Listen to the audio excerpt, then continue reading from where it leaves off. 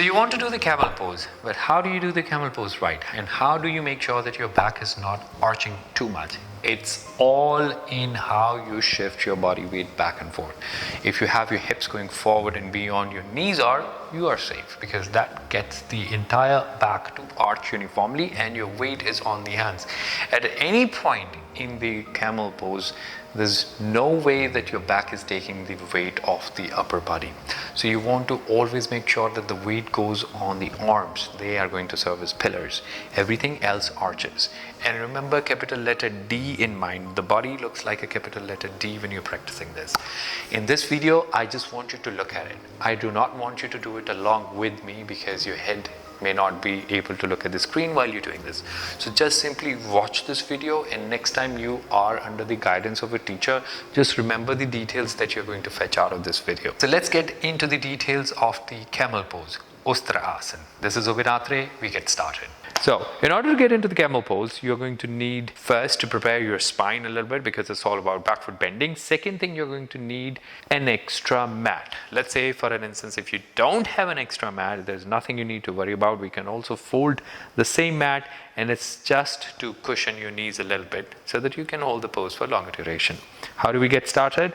So you want to start with being in Vajrasana. You could be sitting on 2 blocks, or you could be sitting on 1 block, or you could be sitting without blocks at all.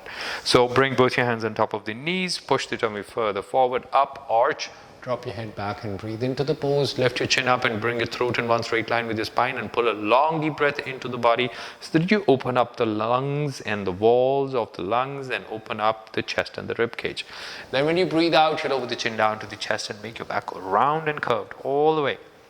And then when you breathe out, you're going to let yourself stand on your knees and bring your hands right under the shoulders. So this brings you into the tabletop position. From tabletop position, you're going to simply shift your body weight back and forth a little bit, and then bring your hands a bit further forward with your fingers nicely spread open and wide.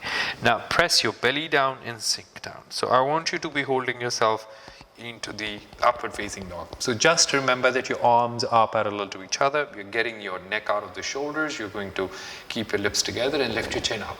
So now here I want you to relax your glutes. Once your glutes are relaxed, you have taught yourself how to get a uniform arch in your back. Then slowly when you breathe out, you're going to point your toes out and fold into the child's pose.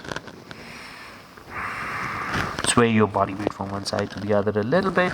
Breathe in, look up towards your hands. Keep your hands exactly on the same spot and push your body forward.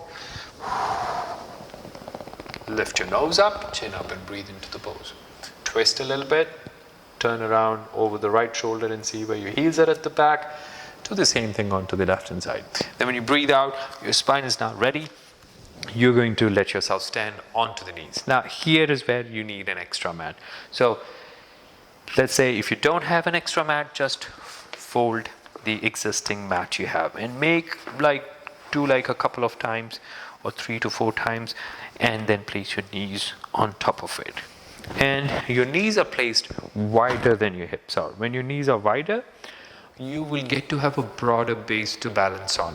Now this is first time me just trying to show you how to get into the camel pose. Now here I'm going to keep my knees wider, and I'm going to keep my feet in narrower than my knees are, and I'll tell you why. Because once I go and grab my hands at the back, it's going to get me the openness in the chest I want. It's going to keep my hands narrower, which squeezes my shoulder blades in towards the spine, but also gives me that expansion in the chest I'm looking for, which facilitates the breathing process while you're into the pose. Now from here, you're going to push the center of the body forward a bit, arch, send your right arm up higher, and draw a circle, and then grab the foot at the back. Now there are 2 ways to do. One is to keep the toes tucked in, and we would want to start with the toes tucked in, and then eventually once we get into the position better, and only if you feel comfortable, you can point your toes out. But to begin with, keep your toes tucked in. And then you're going to send your left arm up higher, back again, draw a similar circle, and go and grab the heel at the back. Now here you would see what happens is that my weight remains on the hands, and my weight of the hands remain on my heels. Now I want to just simply push the center of the body forward. So I think of my body like a bow, and I arch as much as I can. So the moment my hip girdles, are over and beyond the knees, it becomes much easier for me to hold the position. Now, what to do with the head? Shall I keep it hanging here? There are two options. One is you keep your chin close to the chest. The second is you drop your head back. But whenever you're in a position like this, you always want to keep your eyes open. And how do you safely come out of it? Shall I bring my arms out of this? First, no. First, you shift the body weight off your head. So you bring your chin closer to the chest so that you are a bit more oriented. And then you're going to pull the knees back by pulling your hips back. And then you bring the right arm first. And left arm, you can just simply bring it forward. And now, how do we get into the pose together? But before we get into the pose together, we also need to see the version where the toes are pointed out. So start with the toes pointing in, and then send the right arm up higher, back again, and already push the center of the body weight forward. Send your left arm up higher, draw a big circle, go grab your left heel and push the body weight forward. So here, my feet are narrower than my shoulders are all squeezed in. I'm going to drop my head back. Now, only when you feel comfortable, you're going to point your toes out like this. So your body forms a capital letter D.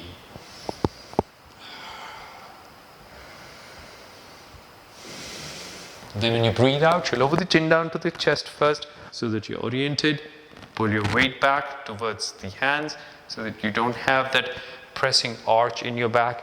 And then you simply bring yourself out of this. Then when you come out of this, you want to sit.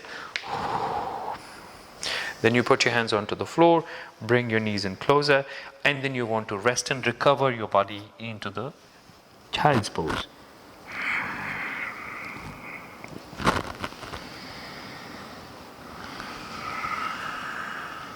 Shift your weight from one side to the other. Breathe in, come up, and we are done with the camel pose.